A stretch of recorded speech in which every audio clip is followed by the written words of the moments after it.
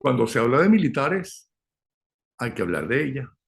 No porque ella sea militar, sino porque quien sabe de militares es Sebastiana Barráez y es una periodista seria y con una gran credibilidad. Bienvenida, Sebastiana Barráez. Don Napo, ¿cómo está usted? ¿Cómo está su audiencia?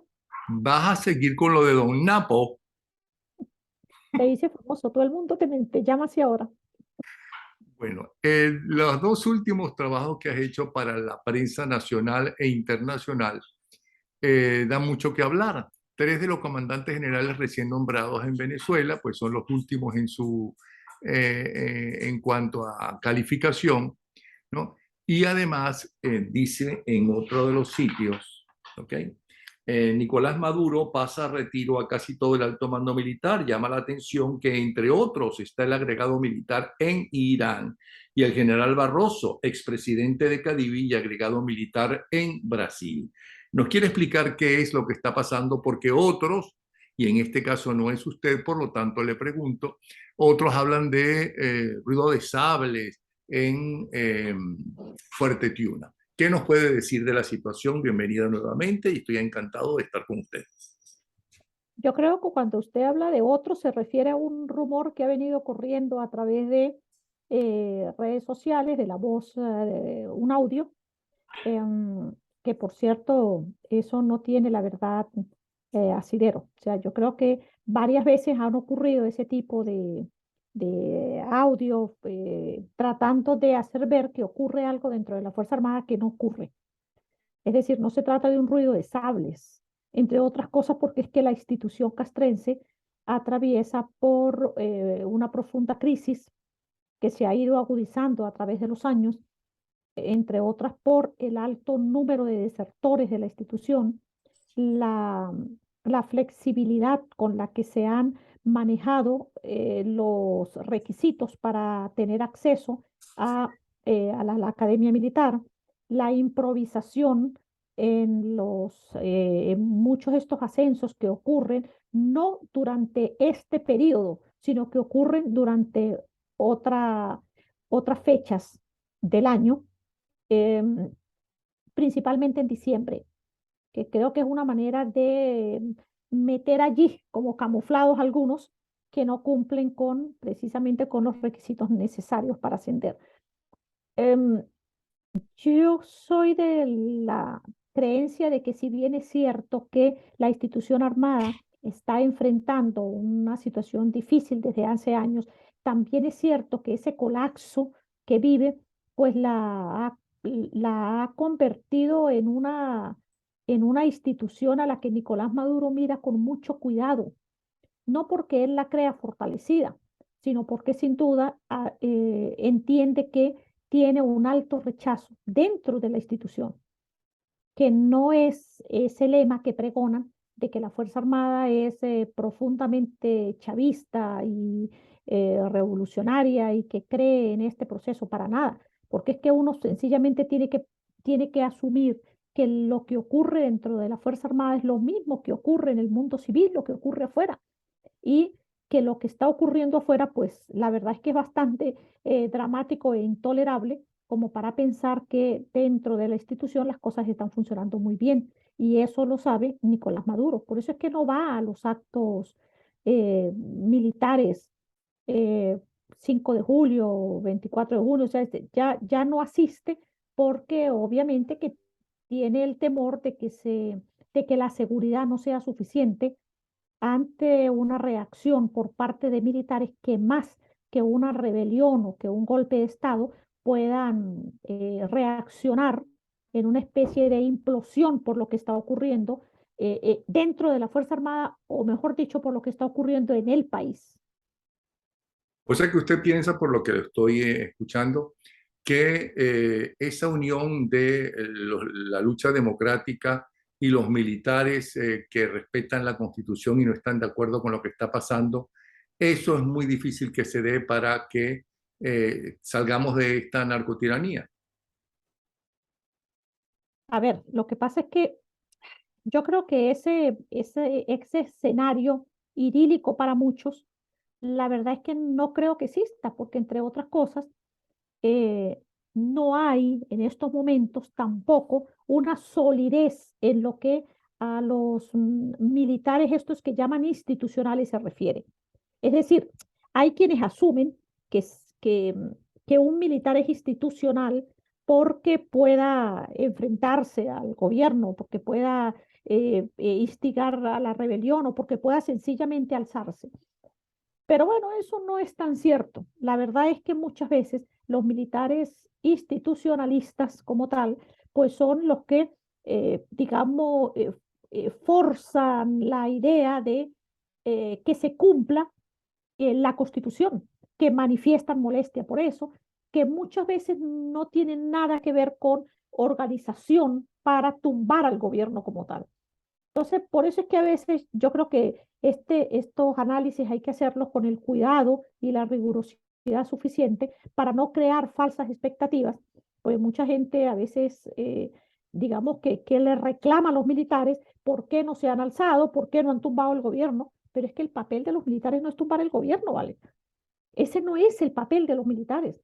Y yo creo que los que de alguna manera conocemos algo de cómo funciona la Fuerza Armada, no nos apostamos a que haya una reacción violenta por parte de los militares, porque normalmente las consecuencias de eso o es un golpe de Estado o son hechos bueno, que no necesariamente llevan a consolidar o no llevan a la democracia como tal o a un estado de país político ideal.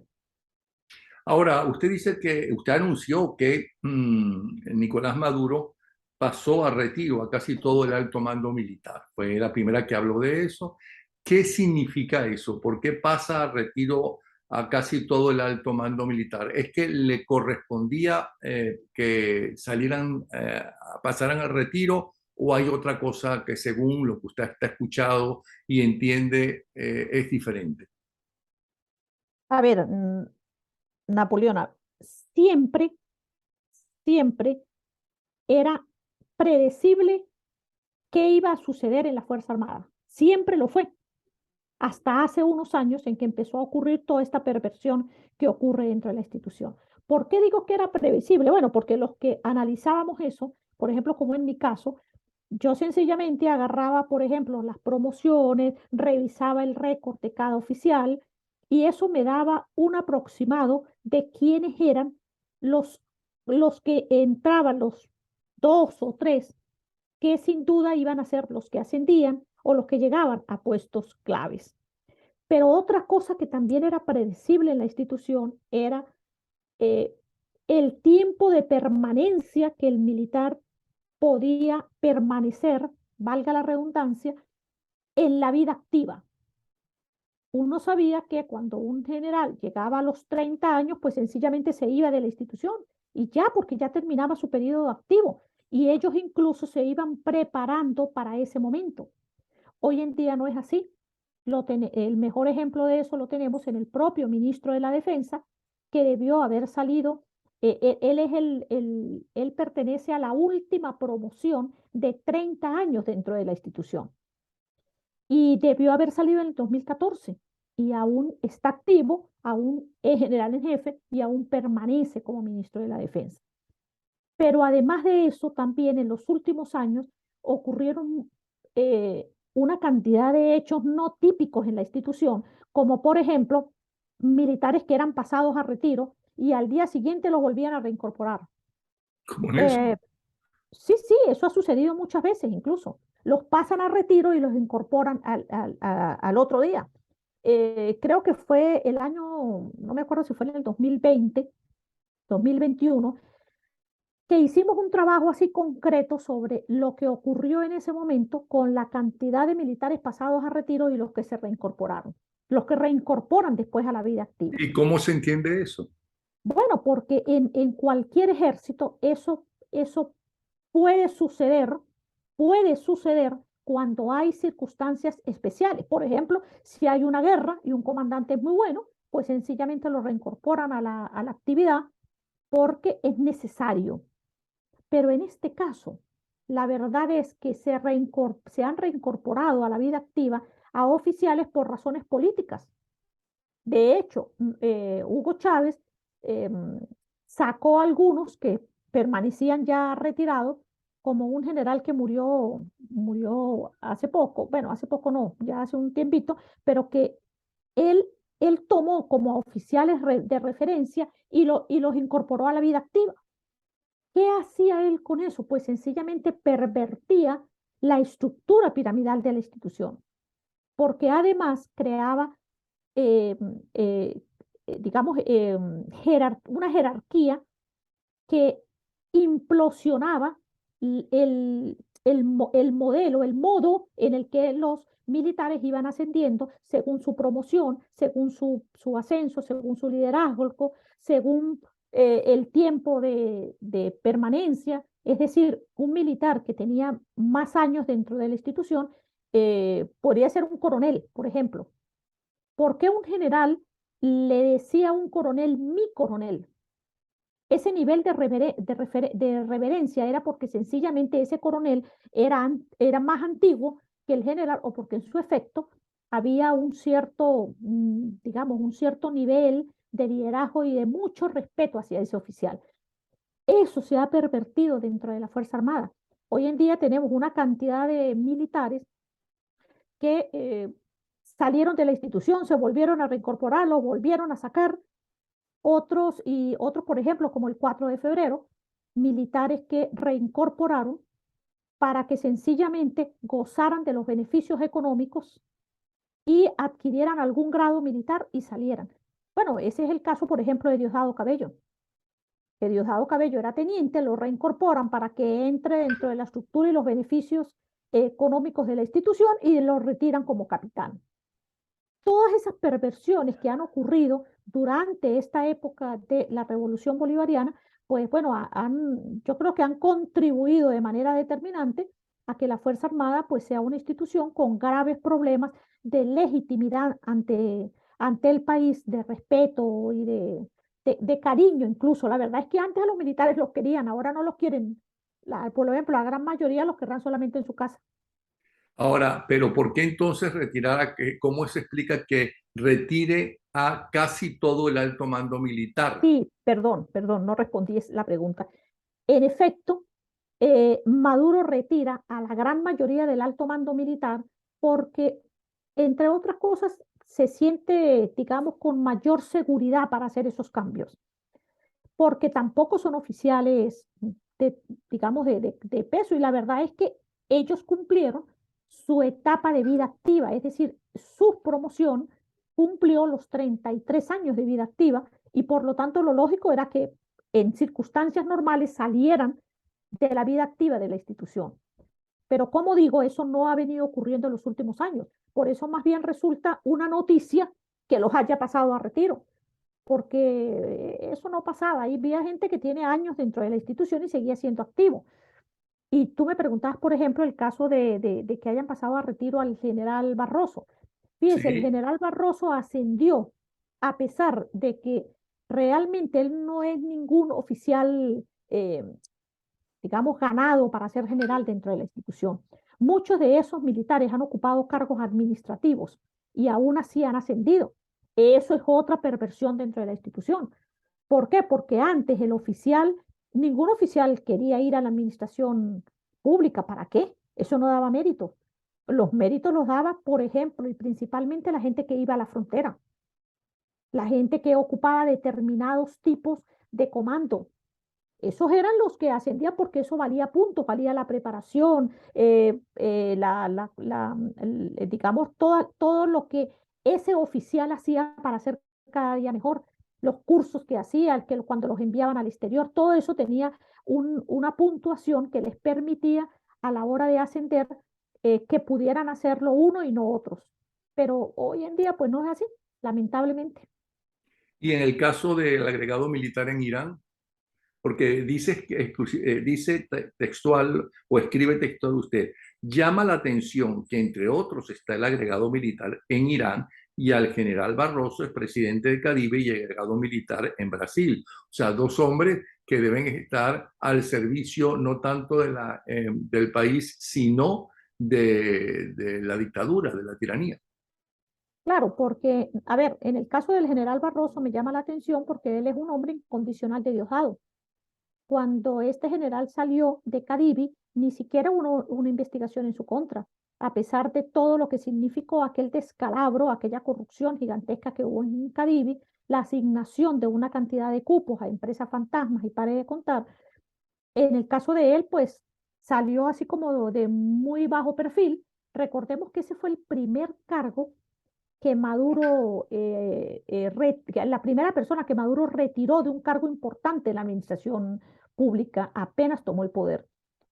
Eh, Posteriormente, cuando ya lo manda como agregado militar, tampoco es que ser agregado militar tenga muchos méritos para ascender, pero aún así, el general Barroso pues llegó a ser general de división. Y tenemos, por ejemplo, en el caso de Irán, pues llama la atención porque esos son cargos normalmente muy selectivos de personas que pasan unos ciertos filtros para poder ser asignados a esos lugares, tomando en consideración la relación de Venezuela con Irán y el interés que hay entre estos dos países, no precisamente por razones santas. Por eso digamos que llama la atención y también eh, bueno, llama la atención que haya pasado, la verdad, todo ese alto mando militar, así como que le dio un plumazo, lo sacó, que aunque en circunstancias normales, insisto, era previsible que saliera, pero no hizo lo mismo con el caso del general Padrino y con el caso del general Hernández Lares, que es el comandante estratégico operacional. Creo que ahí es por la confianza que Maduro puede tener en ellos dos y obviamente no se atreve a movilizarlos. Ok. Dice también que 3 de los comandantes generales recién nombrados en Venezuela ocuparon los últimos lugares de su promoción. El que bate récord de ser el peor en orden de mérito es el nuevo jefe de la milicia, Javier José Marcano Tabata, quien ocupó el puesto 207. ¿Cómo se entiende eso? Bueno, a ver, eh, a raíz de ese artículo, muchos militares me escribieron, muchos, para decirme, por ejemplo, cosas como, bueno, yo no fui el primero de la promoción, pero yo ascendí porque tuve determinados méritos, porque yo fui muy bueno en especializarme en esto o en aquello, o porque hice tales o cuales cursos, o porque estuve en tales o cuales comandos o unidades militares. A ver, eso es cierto. Es cierto que no siempre el primer oficial o los primeros oficiales de, de egresados de la academia sean los mejores militares. Sí, pero esto ocupó Eso el es puesto cierto. número Ah, 207. ese es el detalle, que es lo que yo esgrimo. Yo digo, bueno, está bien, no eres el primero. Por ejemplo, Padrino López, que tuvo una buena carrera militar, es el número 18 de su promoción. Pero ya cuando uno ve que un oficial es el número 169, 180 o 200, ya va. Uno dice, pero ya va, pero ajá, ¿y cómo hizo para escalar de ahí hasta llegar a ser, por ejemplo, el número uno en el ascenso? En el artículo que publiqué, yo colocaba eso como una referencia. Como un oficial que llega a ascender, perdón, que llega a graduarse de 180 en orden de mérito o 200, resulta que así logra ascender después a primero. No significa que uno pueda decir que es que esto es una descalificación para los oficiales que se hayan graduado de 180 o 200, pero oye, pero por lo menos eso indica bastante. Indica que ese cadete no fue precisamente entre los más destacados o el que más esfuerzo hizo dentro de su promoción. Ahora bien, ¿por qué cree que un puesto tan obvio, tanto nacional como internacionalmente, como un ministro de la defensa y en el caso de la dictadura, inclusive buscado por la justicia internacional y concretamente la norteamericana y acusado de violar los derechos humanos, continúa al frente del Ministerio de la Defensa? Es que no tiene otra persona a quien colocar, otra persona de confianza. Es tan importante el ministro de la Defensa en el manejo de los militares con armas. A ver, voy a decir dos cosas ahí en relación con eso que dices, Napoleón. Uno es, Em, yo no utilizo, la verdad, con mucho respeto, yo no utilizo los parámetros de la justicia norteamericana en relación con los oficiales venezolanos. No lo, a ver, yo creo que en algunos casos han tenido razón, pero en otras para nada. Porque de no ser así, ¿por qué en Estados Unidos hay una cantidad de militares que, corruptos, de militares que cometieron realmente actos de corrupción y salieron con mucho dinero y viven cómodamente en los Estados Unidos? Pero actos de corrupción en los Estados Unidos o No, en bancos norteamericanos. no, en Pero la Venezuela. justicia norteamericana a quienes se está persiguiendo desde ese punto de vista es a los que cometen actos ilegales en los Estados Unidos. Bueno, yo no sé, por ejemplo, entonces, cómo en algunos casos, y es que no quisiera discutir el tema porque sería entrar como en casos puntuales, Ujú. pero la verdad es que no creo que en ese aspecto hayan demostrado precisamente ser muy justos a la hora de aplicar la justicia en el caso de los militares. Insisto, hay mucho militar, mucho policía, tanto que ha cometido corrupción en Venezuela o violación de derechos humanos que viven cómodamente en los Estados Unidos. Por eso es que no utilizo eso como una referencia. Sí, pero de Ahora todas bien, formas, ¿de qué tiene que ver? ¿Cuál es la responsabilidad de Padrino López como ministro de la Defensa ya en voy. los actos de violación de los derechos humanos, en las torturas, en las muertes de dirigentes de oposición en las cárceles, a través del maltrato y las torturas? A ver, mire, un, un detalle interesante. El ministro de la Defensa, desde hace años, el cargo de ministro de la Defensa desde hace años, no tiene realmente la carga militar que tenía antes, porque sencillamente Chávez se la quitó, según la ley. Es decir, el ministro de la Defensa tiene la figura de administrativa, de jefe administrativo en la Fuerza Armada. El que tiene el poder de mando y de comando y que es el cargo realmente relevante en la Fuerza Armada desde el punto de vista militar es el comandante estratégico operacional, que anteriormente se llamaba comando unificado de la Fuerza Armada, lo que era el CUFAN, que pasó a ser el CEOFAN. Ahora, eh, la responsabilidad de torturas y pare de contar. Bueno, por supuesto que hay una responsabilidad desde el punto de vista de lo que la Administración de Justicia Militar ha, ha tolerado y ha permitido. ¿Por qué? Porque sin duda alguna, por ejemplo, cuando un juez militar ha tomado decisiones que violan los derechos humanos de alguna de las personas detenidas, ese oficial responde por jerarquía a su oficial inmediato, que a su vez responde al otro por escala hasta el superior.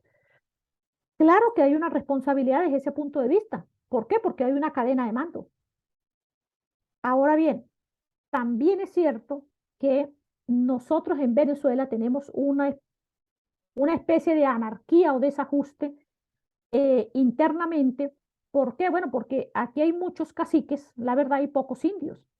Aquí hay grupos de poder militar con un jefe político. Por ejemplo, el caso de Diosdado Cabello, que tiene su propio grupo, lo tenía Tarek El Aissami, el propio Nicolás Maduro, que lo hace a través de Padrino López, pero la, la institución armada no está funcionando, como ellos dicen, de manera monolítica. Es más, yo sé, por ejemplo, de decisiones que muchas veces tomó, por decir algo, la corte marcial y sencillamente no se cumplieron. Hay decisiones que toman jueces militares eh, para que, por ejemplo, se traslade a un preso militar hacia, no sé, hacia Ramo Verde y el SEBIN, la DGCIN, no cumplen esas órdenes porque nosotros tenemos una fragilidad institucional brutal en el país. Entonces, claro, hay como demasiados elementos que participan en esta situación, sobre todo en el caso de la tortura. Yo a veces a mí lo que me sorprende es por qué eh, Nicolás Maduro insiste no solamente en mantener a determinadas personas en algunos cargos, sino además en defender y en ascender a torturadores y los mantiene porque, no sé por qué los necesita, por qué siente que los necesita para poder mantenerse, pero sin duda que esa ha sido una de las peores cosas que le va a dejar Nicolás Maduro como gobierno a Venezuela, No porque sabe ni por qué siquiera lo para eso. hace o tiene sospechas de por qué lo hace. A ver, no, yo puedo entender por qué lo hace, lo que no puedo entender es por qué insiste en hacerlo sabiendo que los resultados de eso han sido brutales. O sea, Pero ¿por qué lo eh, hace? bueno, porque es su manera de mantenerse en el poder, porque no quiere irse del poder y porque mucha gente como él o muchos gobernantes en los países nuestros pues han preferido eh, tener torturadores que se conviertan en algún momento en la imagen de terror del gobierno para poderse mantener ellos en el poder. Nosotros tuvimos una situación de torturadores, de desaparición, de violación de derechos humanos, por ejemplo, en los años 60.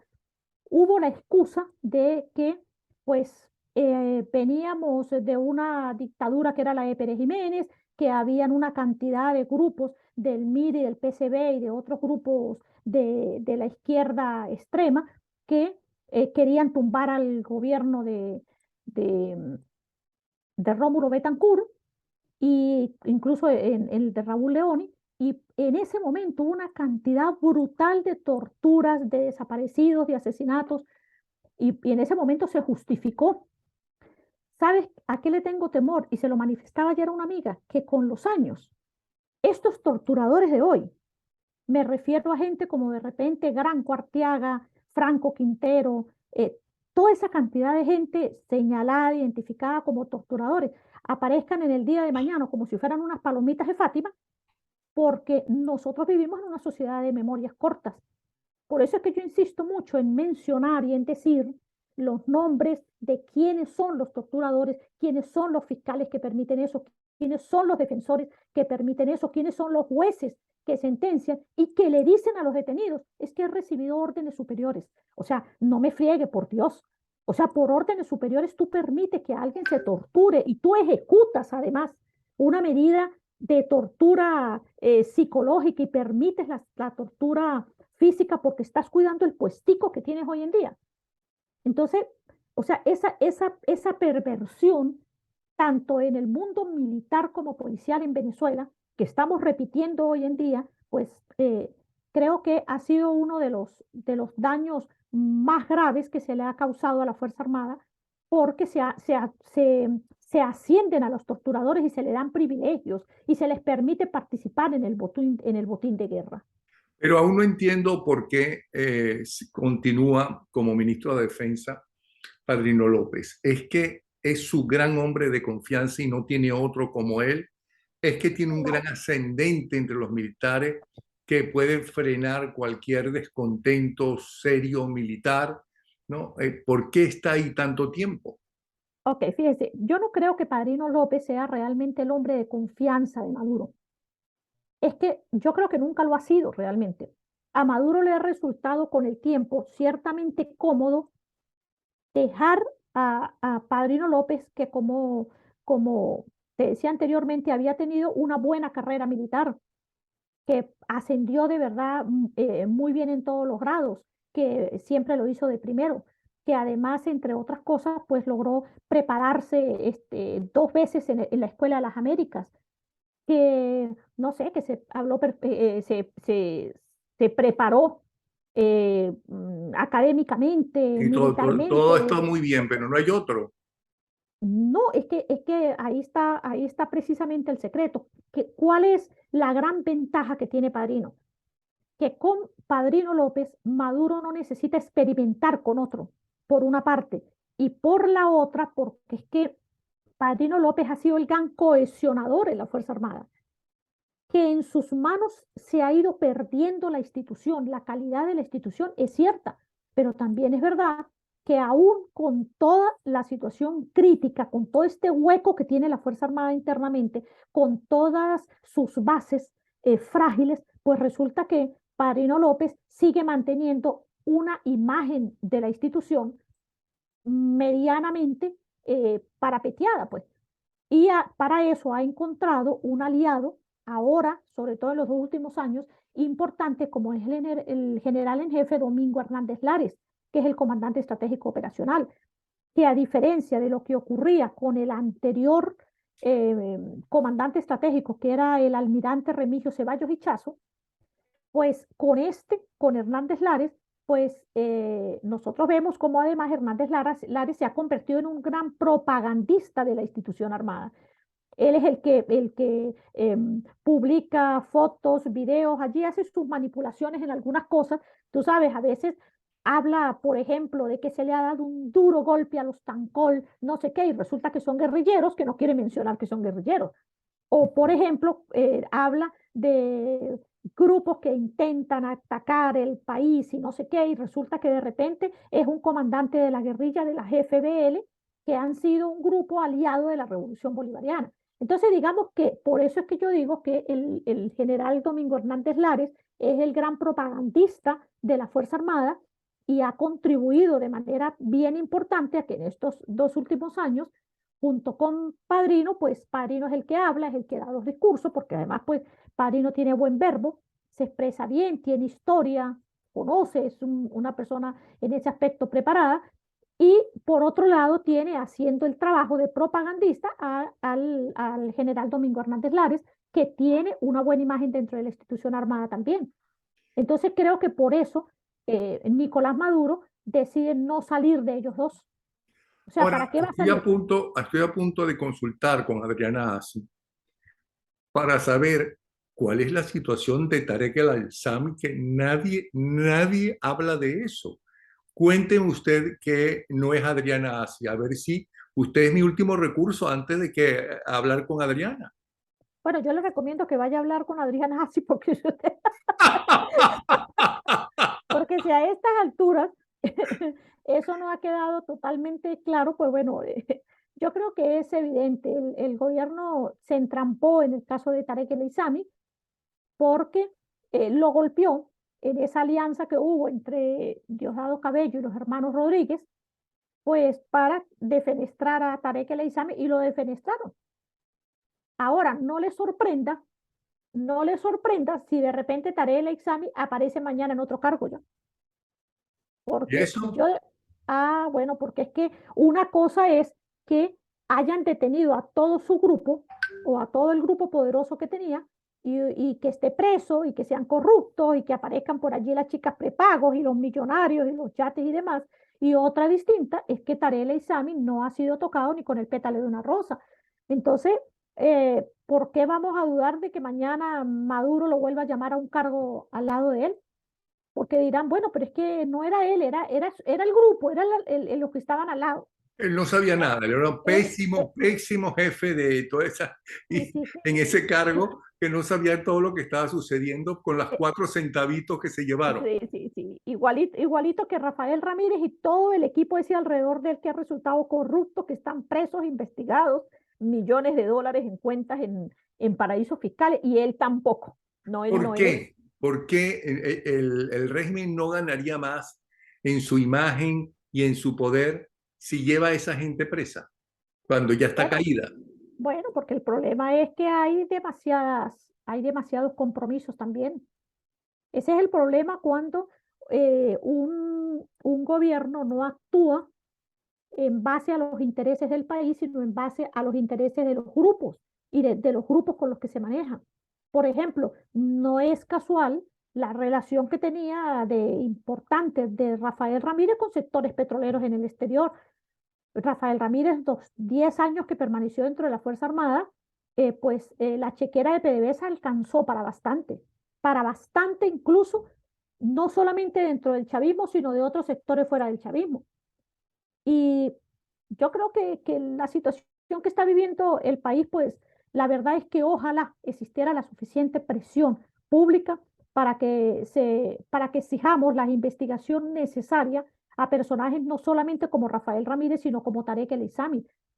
Yo creo que cada vez que uno está en una cola, que está en una cola para echar gasolina, debería pensar en esos dos personajes y decir, han sido claves para que yo esté aquí haciendo cola para poder echar combustible. Pero Tarek El Aissami sigue en Fuerte Tiuna, no puede salir de Sí, Fuerte Tiuna, sí puede salir, pero con guardaespaldas o ¿cuál es su situación? Es lo que quise no, preguntarle a usted, ah, si no se lo yo no, preguntaré a Adriana Asi. yo no creo que Tarek El Aissami tenga ningún interés de salir de Fuerte Tiuna, por lo menos ahora. ¿Por qué? Yo- bueno, porque creo que tiene demasiados, en estos momentos tiene muy pocos amigos de ese círculo que estaba alrededor de él. Y por supuesto, eso tiene que haberlo colocado en una situación más de vulnerabilidad. Además, porque muchos de los supuestos amigos que tenía en el gobierno ya no son sus amigos. Usted sabe cómo es ese mundo, ese es un mundito como el de las mafias. Una vez que pierdes el encanto, es como la Cenicienta a la medianoche. Nos queda apenas un minuto y hay una pregunta que quedó en el aire, por mi responsabilidad, por mi culpa. Después de todo lo que nos ha dicho de cómo está la situación de la Fuerza Armada venezolana, ¿qué se puede esperar de ella? Ella se puede enfrentar a las guerrillas, ella se puede enfrentar a un enemigo de otro país enemigo, ella se puede enfrentar a qué. ¿Para qué sirve la Fuerza Armada aparte de para sostener en este momento aparentemente la dictadura? Ah, ¿no será mejor que decimos que se acabó el tiempo y no tengo que responder esa pregunta? Es que, ¿sabe qué pasa? Es que creo que hay algunas cosas que desde el punto de vista a mí de país me duelen. Y de verdad me duelen. O sea, yo creo que el rol que tiene que cumplir la Fuerza Armada de defender el territorio y la soberanía y que no lo haga, y cuando yo veo, por ejemplo, guerrilleros a unas cuadras de la casa de mi mamá, yo no puedo más que sentir profunda indignación, porque además se han señalado, porque los tipos están ahí armados, porque están uniformados, porque uno se los encuentra en el sur del lago ocupando Ok, nuestro pero territorio. aparte de que pueda haber la complicidad No, y la no, orden bueno, del régimen, ¿sirven en este momento la bueno, Fuerza por eso es Armada que, bueno, venezolana? pero es que ¿Defendería al país de alguna bueno, forma? pero por eso es que no quiero responder la pregunta, porque es que siento que como país uno debe apostar a que la Fuerza Armada lo puede hacer. Y si le doy si le doy la verdadera respuesta a eso, pues la verdad es que siento que incluso estoy exponiendo más al país de lo que ya está, y Ya me sobre lo todo a la dijo, fragilidad de la frontera. ya le respondí. Está muy buena moza como siempre, la Gracias, felicito. don Napo. Nos van a cortar Zoom de un momento a otro, le doy un beso en un cachete, no quiero que el otro se me ponga celoso, ¿ok? Y de verdad, muchas gracias, Sebastiana, ¿sí? Don Napo, un abrazo para ti y para tu audiencia. Nos vemos.